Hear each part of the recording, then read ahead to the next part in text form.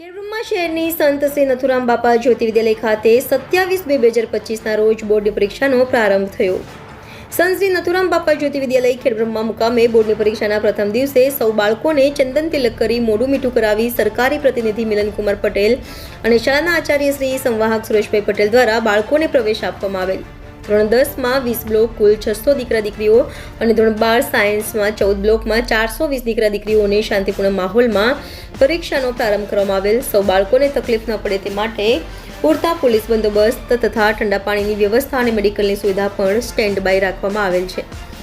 Reporter Jayesh Thakor સાથે Shailesh Patel, India 24 news, Sabarkantha. Gujarat રાજ્ય માધ્યમિક ઉચ્ચતર માધ્યમિક શિક્ષણ બોર્ડની ધોરણ 10 અને 12 સામાન્ય પ્રવાહ સાયન્સ પ્રવાહની પરીક્ષાનો શુભારંભ આજ તારીખ 27 ફેબ્રુઆરીના રોજ થઈ રહ્યો છે। ત્યારે આપણી શાળા સંત શ્રી નથુરામ બાપા જ્યોતિ વિદ્યાલય ખેડબ્રહ્મામાં ધોરણ 10માના 20 બ્લોક, ધોરણ 12 સાયન્સના 14 બ્લોક, એમ કુલ 34 બ્લોકમાં 10માની એટલે કે એસએસસીની પરીક્ષા સવારના સેશનમાં છે અને સામાન્ય પ્રવાહ અને સાયન્સ પ્રવાહની પરીક્ષા બપોર પછી 3 વાગ્યાના સેશનમાં છે।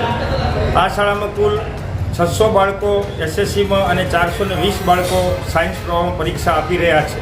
સૌ બાળકોને આજે ચંદન તિલક મીઠું મોઢું કરાવી અને પ્રવેશ આપવામાં આવ્યો છે। સર્વ પ્રકારની સુવિધાઓ સંપન્ન કરવામાં આવેલ છે। પોલીસ સ્ટાફ પણ આવી ગયેલ છે। પાણીની વ્યવસ્થા, નાસ્તાની વ્યવસ્થા, એ રીતે બધી જ વ્યવસ્થાઓ કરવામાં આવેલ છે। જય હિન્દ।